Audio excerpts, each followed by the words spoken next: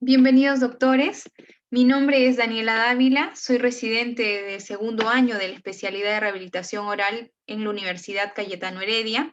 El día de hoy vamos a hablar sobre el mantenimiento de prótesis sobre implantes para la prevención de complicaciones biológicas futuras. Dado que los implantes dentales se han convertido en la primera alternativa de tratamiento para pacientes edéntulos parciales o totales, por sus altas tasas de éxito, existe la necesidad de un protocolo de mantenimiento, ya que si no se hace un seguimiento adecuado, podrían desarrollarse enfermedades periimplantarias. Actualmente no se presta suficiente atención a la prevención. Entonces, para prevenir este tipo de enfermedades, necesitamos hacer un seguimiento constante a los pacientes. De esta manera, hacer un diagnóstico temprano y evitar que se vea comprometida la supervivencia de la rehabilitación implanto-soportada. Cada tipo de rehabilitación, ya sea cementada, atornillada, múltiple o unitaria, requiere un régimen adecuado para la recuperación del paciente, es decir, un protocolo de mantenimiento profesional junto con la interacción de nuestros pacientes en el mantenimiento en casa. Por ello, el Colegio Americano de Prostodoncia ha desarrollado una guía de práctica clínica sobre el mantenimiento de rehabilitaciones sobre implantes, el cual ha sido dividido en tres partes: el mantenimiento profesional, el mantenimiento en casa y el recordatorio de controles. Estos puntos los vamos a ir desarrollando a lo largo de la exposición. El día de hoy vamos a ver el mantenimiento profesional y también el recordatorio de los controles. El mantenimiento del paciente, ¿sí? el que se va a encargar el paciente, lo vamos a ver en otra aula por separado, ya para no extendernos mucho el día de hoy. El objetivo de nuestra revisión es mostrarles la evidencia actual sobre las terapias de mantenimiento y evaluar estos factores que van a influir en el mantenimiento de los implantes dentales. Teniendo como base a la guía de práctica clínica y después de haber realizado una búsqueda en la literatura, nos dimos cuenta que la mayoría de los artículos coincidían que la suma de tres factores nos van a asegurar que los protocolos de mantenimiento sean exitosos. Estamos hablando de los resultados obtenidos durante el mantenimiento que realiza el profesional, los resultados que aportará el paciente en el mantenimiento en casa y, por otro lado, los resultados de la propia rehabilitación realizada. Dentro de los factores relacionados con el mantenimiento profesional, estamos considerando las medidas preventivas que se deben de tener en cuenta antes y después de la colocación de implantes. Y también el protocolo de mantenimiento a seguir, el paso a paso. Es importante hacer énfasis a las medidas preventivas, ya que si consideramos estos puntos, se va a disminuir la tasa de enfermedades periimplantarias en nuestras consultas. Entonces, será importante que todos nuestros pacientes con enfermedades periodontales activas finalicen sus terapias con el objetivo de disminuir los factores de riesgo antes de iniciar una planificación, ¿no?, de implantes. Durante la planificación se tiene que hacer un buen examen intraoral para evaluar ciertos factores que puedan dar lugar a complicaciones biológicas futuras, ¿no? Como por ejemplo, evaluar la cantidad de mucosa queratinizada, el volumen óseo. Como estamos hablando de medidas preventivas, es necesario educar al paciente desde el inicio, haciéndolo parte activa de su tratamiento, incentivándolo a cumplir las medidas preventivas. Después de la colocación de los implantes y en cada cita de mantenimiento se debe actualizar la historia médica y también la historia dental. También debemos establecer medidas de referencia clínicas y radiográficas para tener un mejor control de la enfermedad, para poder evaluar el progreso de esta. Al analizar los protocolos que sugieren los diferentes artículos, me pareció conveniente explicarlo por fases, con la finalidad de tener una secuencia más ordenada. Para desarrollar el protocolo de mantenimiento, tenemos que tener en cuenta el diagnóstico de nuestros pacientes, ya que de acuerdo a ello, valoraremos la necesidad de cuántas fases hay que aplicar. En pacientes sin signos de inflamación, es decir, pacientes de alta, sanos, solo será necesario una reinstrucción de higiene oral. Definitivamente estos casos son poco frecuentes en las consultas.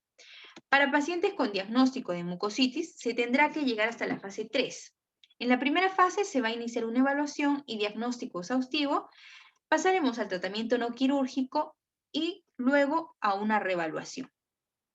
Por otro lado, pacientes con diagnóstico de periimplantitis deberán pasar por las 6 fases. En algunos casos, donde la periodontitis es leve, se podrá lograr la resolución del caso hasta la fase 3, lo que quiere decir que estaríamos realizando solo el tratamiento no quirúrgico. Ahora vamos a explicarles en qué consiste cada fase, para tenerlo un poco más claro. En la primera fase, que va a ser la fase de evaluación y diagnóstico exhaustivo, vamos a evaluar los factores de riesgo locales y sistémicos. Entonces será necesario actualizar los datos del periodontograma y parámetros clínicos, como por ejemplo la profundidad del sondaje, el sangrado del sondaje, la pérdida de inserción, la pérdida ósea progresiva. Luego se tendrá que evaluar la higiene bucal del paciente, el estado de la prótesis y oclusión, y es en esta etapa donde tenemos que ver si es necesario realizar un ajuste o en el peor de los casos el reemplazo de la prótesis. Realizar una evaluación radiográfica justificada, no en todos los controles será necesario tomar radiografías, ojo con eso.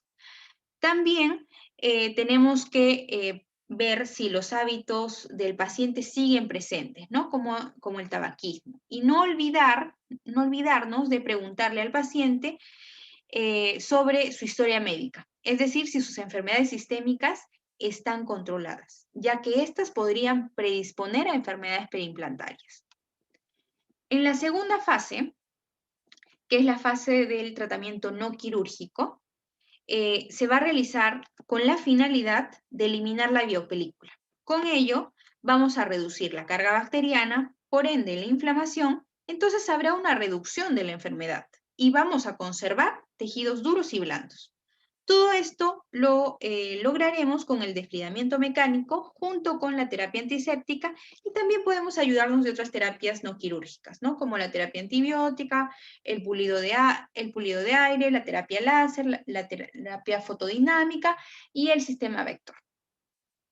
Bueno, pasando a la fase 3, que es la fase de reevaluación, generalmente se va a dar entre el primero y el segundo mes. Aquí vamos a necesitar evaluar la respuesta del tejido periimplantario frente al tratamiento no quirúrgico, por lo que será necesario chequear los niveles de higiene bucal del paciente respecto a su cumplimiento.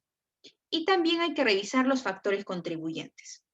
Es ahí donde definiremos si se repetirá la terapia no quirúrgica o será necesario iniciar una fase 4. La fase 4 vendrá a ser una fase quirúrgica. Aquí tenemos diferentes alternativas de tratamiento. La elección de cada una de ellas va a depender del caso específico de nuestros pacientes, ¿sí? Pasando a la fase 5, que es el postoperatorio inmediato, se debe incluir en esta fase el enjuague diario con clorhexidina durante el periodo de curación, hasta que se pueda reanudar la higiene bucal mecánica. Y por otro lado viene el cuestionamiento si se le da o no medicación al paciente.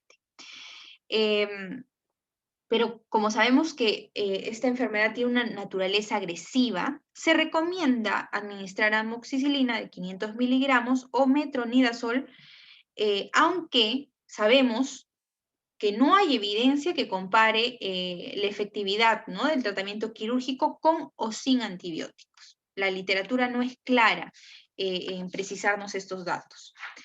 Finalmente, en la fase 6, que es la fase de mantenimiento de apoyo, en la cual vamos a tener, en la cual le daremos al paciente frecuencias, ¿no? De cada cuánto tiempo tiene que venir a nuestras consultas.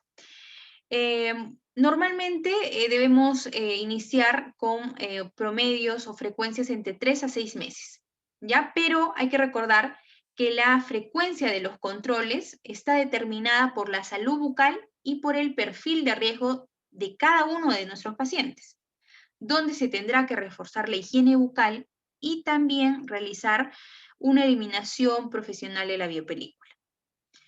Ahora, también hay otros protocolos, ¿no? Existe el protocolo sugerido por Lang. Este tiene un enfoque novedoso y sistemático por etapas para la prevención y el tratamiento de enfermedades periimplantarias, denominado Protocolo de Terapia Interceptiva de Apoyo Acumulativa, o más conocida como CIST. Este sistema está basado en un seguimiento periódico al paciente y tiene como objetivo la detección temprana y el tratamiento metódico, escalonado de estas enfermedades periimplantarias. El manejo del CIS se divide según las profundidades al sondaje. De acuerdo a las profundidades se va a indicar un protocolo. En pacientes con profundidades menores a 3 milímetros, vamos a tener dos caminos, ¿sí? El primero es en pacientes que no presentan placa ni sangrado, en los cuales no se va a realizar ningún tratamiento. Nuevamente vuelvo a decir, son pacientes poco frecuentes, ¿no? No es muy habitual que esto suceda. Si por el contrario hay presencia de placa, ligero sangrado, eritema, y seguimos conservando el sondaje menor a 3 milímetros, se va a iniciar un protocolo A, ¿sí? Entonces podemos decir que este primer protocolo se utiliza para controlar la inflamación de la mucositis periimplantaria, por lo que se realizará un desbridamiento mecánico y también hisopados con clorhexidina al 0.12% 2 veces al día. El protocolo B se va a iniciar para afecciones que presenten características de mucositis similares a las que ya he descrito anteriormente, pero aquí la diferencia es que las bolsas o la profundidad al sondaje va a ser de 4 a 5 milímetros. Aquí el tratamiento debe incluir el protocolo A más el protocolo B, que vendría a ser antibióticos locales en el implante infectado, ¿sí? Para el protocolo C se requiere un abordaje con la intervención de un especialista, ya que estamos frente a una periimplantitis, ¿no? Aquí se inicia en profundidades mayores a 5 milímetros. Este protocolo también tiene dos caminos. Si el paciente solo presenta sangrado, más la profundidad al sondaje mayor a 5, la estrategia debe comprender las modalidades del protocolo A, el B y el C, pero solo hasta la terapia antibiótica sistémica. Que estaríamos hablando del metronidazol de 200 miligramos o la amoxicilina de 500 miligramos por 7 días. Pero si el paciente ya presenta una pérdida ósea menor, ojo, a 2 milímetros o 3, la estrategia debe comprender el protocolo A, B y C, pero ya aquí ya entra el especialista para realizar el colgajo de acceso y descontaminar la superficie del implante. ¿Sí? Estamos hablando de nuestros colegas del área de periodoncia. Bueno, el protocolo D, a diferencia del C, se inicia cuando la pérdida es mayor a los 2 o 3 milímetros. Este protocolo también requiere una intervención quirúrgica para descontaminar la superficie del implante, pero a ello se le va a añadir la cirugía regenerativa o resectiva. Entonces, como les dije inicialmente, ya hemos visto los resultados relacionados con el mantenimiento. Vamos a pasar al punto 3, que son los resultados relacionados con el tipo de rehabilitación, ya que el punto 2 lo vamos a tocar en un aula distinta, para no hacer más larga la charla el día de hoy. Bueno, dentro de los factores relacionados con la rehabilitación hemos considerado dos: la posición de los implantes y el modo de retención. Entonces, ¿por qué la posición de los implantes está relacionado con el mantenimiento? Bueno, muchas veces, cuando no existe una buena planificación, los resultados no son los esperados, por lo que para tratar de compensar esta mala posición de los implantes, se tiene que sacrificar otros aspectos, como la accesibilidad para la higiene bucal, debido a malos diseños protésicos que nos van a dar como resultado coronas sobrecontorneadas. Y esto a largo plazo puede generar que los contactos entre el implante y el diente adyacente se abran, ¿no? Y esto provoque que los alimentos queden atrapados. Otro factor son las restauraciones supramucosas. Se ha demostrado que después del desbridamiento mecánico, los implantes con márgenes de restauraciones supramucosas mostraron una reducción de la profundidad del sondaje en comparación con implantes con márgenes de restauraciones submucosos. En lo que respecta al modo de retención, ya ha quedado comprobado que se debe tener cuidado al utilizar prótesis cementadas, ya que el exceso de cemento se ha asociado con el desarrollo de enfermedades periimplantarias. Por otro lado, otro punto a considerar es el cumplimiento estricto del mantenimiento de nuestros pacientes, ¿no? Cada vez este cumplimiento se vuelve un desafío para nosotros, ¿no? Por lo que hay que incentivar mucho al paciente desde un inicio. Como dije anteriormente, hay que hacerlo partícipe activo del tratamiento, ¿no? Concientizar. Bueno, y dado que el cumplimiento del mantenimiento es fundamental para el éxito de nuestros tratamientos, se deberá enfatizar la importancia de este desde el inicio. También el cumplimiento de los mantenimientos podría mejorarse mediante el envío de tarjetas recordatorios a los pacientes y programar sus citas con anticipación. Entonces, también sería importante preguntarnos si la frecuencia de mantenimiento debe variar según el paciente. Para ello se han estudiado en diferentes artículos la repoblación bacteriana, después de raspados y alisados radiculares. Aunque varía entre pacientes, en la mayoría de ellos el retorno de bacterias se produce en un plazo de 3 a 6 meses. Entonces, con base en estos estudios, se selecciona un intervalo de mantenimiento inicial de 3 meses para pacientes susceptibles.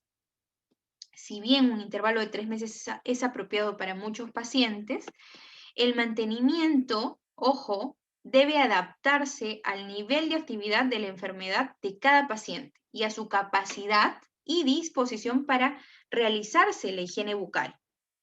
Entonces, para pacientes que demuestren inflamación gingival persistente, mayor profundidad al sondaje, control deficiente de placa alrededor de los implantes y de sus propios dientes, las frecuencias de esas visitas deben ser más seguidas, ¿sí? Estamos hablando de cada 2 meses.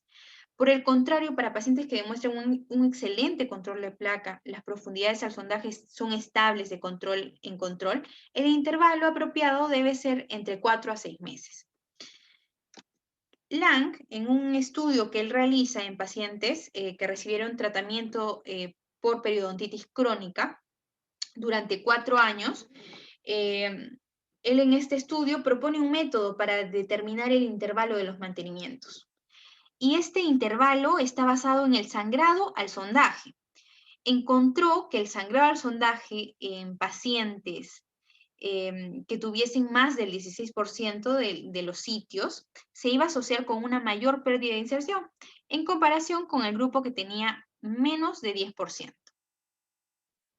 Entonces, si encontramos más del 16%, se tendrán que hacer los controles se tienen que hacer más frecuentes, ¿no? Estamos hablando de un intervalo entre 2 a 3 meses.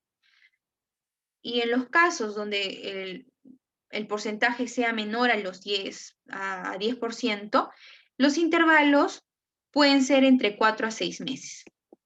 Entonces, con base a estos hallazgos, los investigadores sugieren que el intervalo de los mantenimientos se puede acortar o alargar, dependiendo del porcentaje de sitios de sangrado encontrados en cada visita de mantenimiento. Pero este intervalo no puede ser mayor a 6 meses. Ojo, no puede ser mayor a 6 meses, porque recordemos que les dije que la repoblación bacteriana alrededor de los implantes ocurre a los 6 meses. Entonces, todos estos artículos nos ayudan a determinar los intervalos de mantenimiento para los pacientes, ¿no? ya que el sangrado al sondaje proporciona una señal, una alarma que podría presentarse en enfermedades periimplantarias. Bueno, espero que esta primera parte de mantenimiento haya sido de su agrado y que puedan sacar ustedes algunas conclusiones. De todas maneras, si ha surgido alguna duda, está mi correo aquí para que puedan hacerme la consulta. La bibliografía va a estar en la cajita de descripciones. Y bueno, de todas maneras, si por ahí no pueden conseguir algún artículo, me lo pueden pedir, ¿no? Les agradezco por haberse quedado hasta el final de la presentación. Em, no se olviden que nos estamos quedando pendientes con un tema, que es el mantenimiento en casa, las recomendaciones que le tenemos que dar a nuestros pacientes para el mantenimiento en casa. Bueno, muchas gracias y nos estamos viendo en otra oportunidad. Cuídense mucho.